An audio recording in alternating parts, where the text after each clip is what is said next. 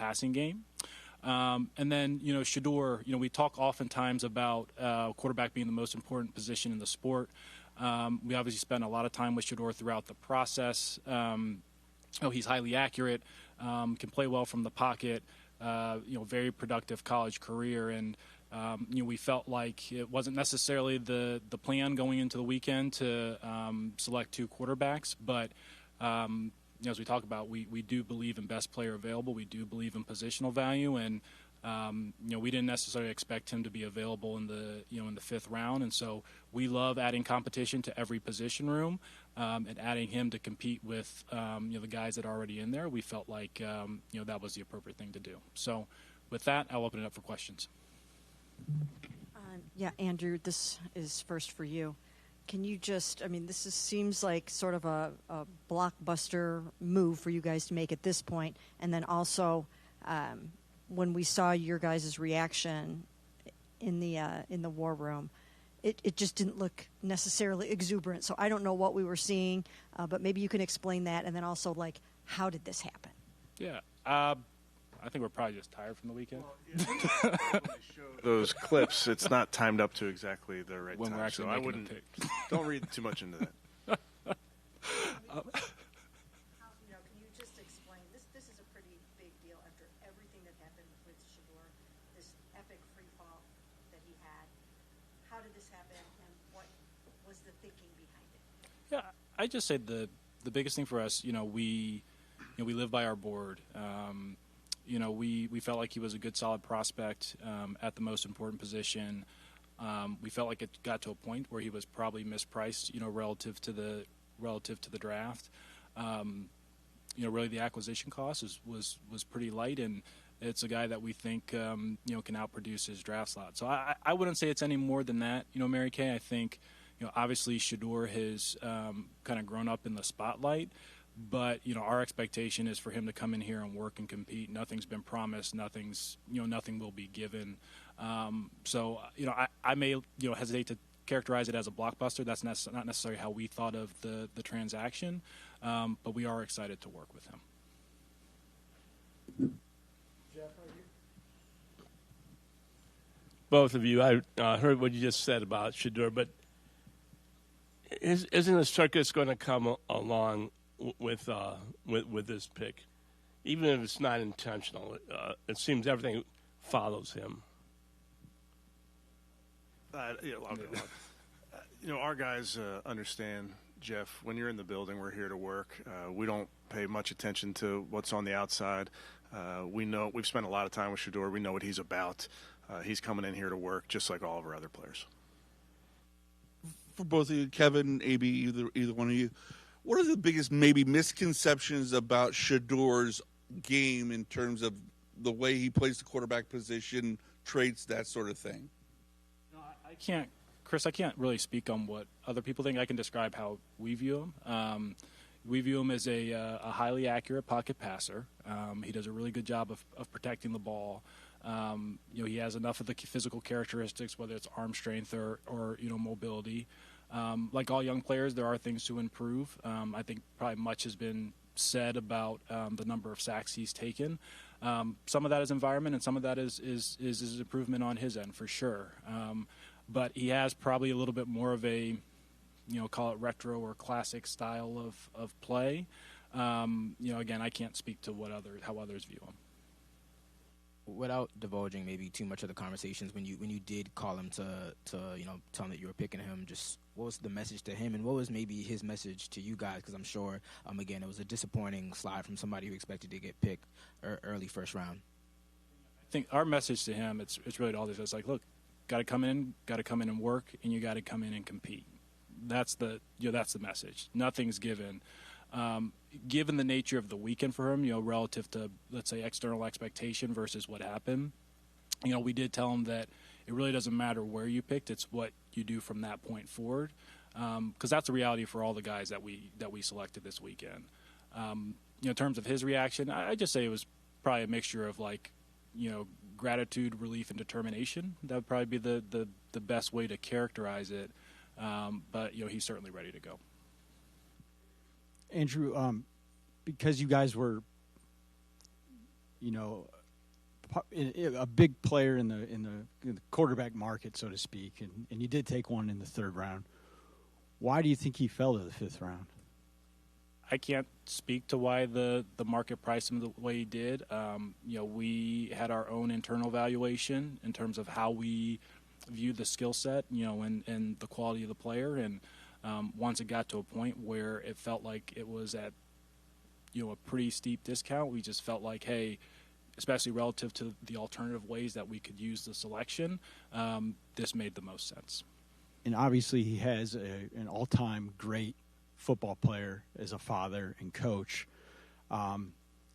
So you could see the pros of that, Also, he's got, Deion's got a larger-than-life personality, a huge platform, and a lot of influence. So how do you view those, dynamics, father-son, and do you think that had anything to do with him being available in the fifth round? Our personal relationship and interactions with Deion, that's really been all positive from our perspective, and I mean that organizationally, not just me and Kevin, but really all of us who have interacted with Deion and the people out in Colorado. We don't typically penalize prospects for their parents, so to speak. So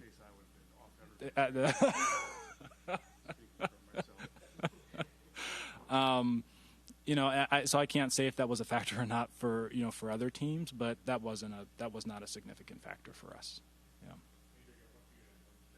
You said it became where you could get Shedeur at a steep discount. So did the decision to trade for him and make that pick come together pretty quick? It did. At some point you go, okay, now's the time to make a move. Yeah, I'll be honest. We typically go into day three with a number of names, because that's usually where the boards across the league, they kind of disperse. We did get an early run on some of the players that we were targeting, and as we thought, like the distance that our last two picks were apart, and the way we could just kind of maximize those resources between the position and how we graded the prospect, we felt like this was it. It's maybe a little bit like what I talked about at the top of the draft, that when people think of a singular pick, it's oftentimes, okay, well, like, who are you going to select?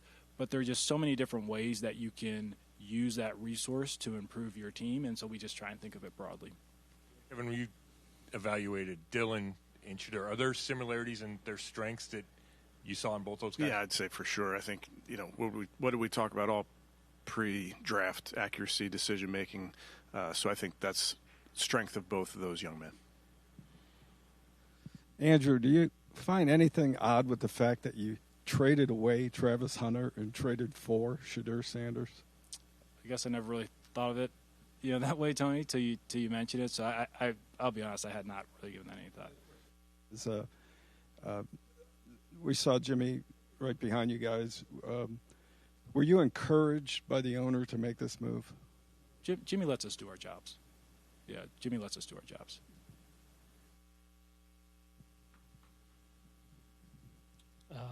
I got to go back to the Dylan Gabriel pick here. When you say that you didn't expect to take two quarterbacks in this draft, what was it about? We get the Shedeur thing, but what was about him and then ultimately Shedeur here that compelled you to alter your plan in what feels like a pretty dramatic way here? I guess we wouldn't necessarily characterize it as dramatic, Daryl. I think, just like I could probably say the plan wasn't necessarily to take two running backs. Like you envision how the draft could possibly play out, and then you just really adjust to what's on the board. And like I said, like we don't really go into the draft saying, okay, like, hey, here are our needs, and we're just going to pick player like at need positions. If you do that, that's typically how you make mistakes. So there is a little bit of a flow to the weekend, because the board does take different twists and turns as you go, some expected, some unexpected, and ultimately we try and do everything in our power to maximize the impact of the picks we have in aggregate, and part of the reason you have to do that is being flexible. And then for Kevin, the rep chart in training camp, I think, just got divided again, so now it's 4. How much are you looking forward to navigating trying to get 4 guys, not only a fair shake at it, but also at the same time, you're going to be trying to get ready for a football season. Yeah, too. we've talked about it. I mean, there's ways to do both. I think Darryl, obviously, you may not divide them 25, 25, 25, but we feel really confident that we'll have a plan that is fair to each player and fair to the team as well. Hey, guys, just to make it clear, I know we've asked you this basically some version of it with every new quarterback that's come into this room, but Andrew, I know you said nothing's going to be given to him, but will he have a chance to compete for the starting job here? We expect every player to compete. Simple as that. And then just the narrative with him, like the outside narrative, seeing how people were talking about him throughout the draft process, people kept pointing out the interviews with him. What was your guys' experience like with that? Yeah, it was positive, actually. The interviews, they're a small piece of it. We certainly do rely a lot more heavily, on our reference work for people who have, been with the prospect for 2, 3, 4 years at the schools. That's better. I think James Gladstone commented on this a little bit in his pre-draft presser, like the idea that, in a singular interview session, you can discern something that someone else would know from interacting with an individual for 4 years. We also do subscribe to that notion. Now, quarterbacks are a little bit different as you push and prod on the mental aspect, and that's something that we really lean on our coaching staff to ascertain throughout the spring. But his interactions with us were positive. From Eugene to Boulder and back, or even back here, did you ever entertain this scenario that these would be the two? I mean, honestly, Zach, probably kept a pretty open mind. I didn't know exactly how it would go at that point. At that point, we were just really working through to make sure that we could get to know the players and the people as well as possible.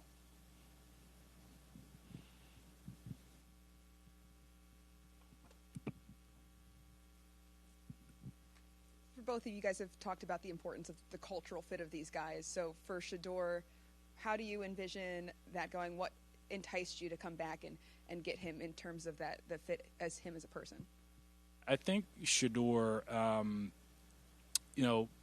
he is probably a little bit opposite in terms of his personality of his dad. Obviously a little bit quieter, a little bit more introverted.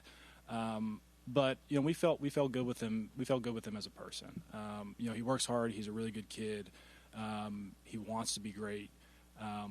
His teammates, loved him in Colorado, and I know he'll come in here ready to work, ready to try and put his best foot forward in all areas of competition.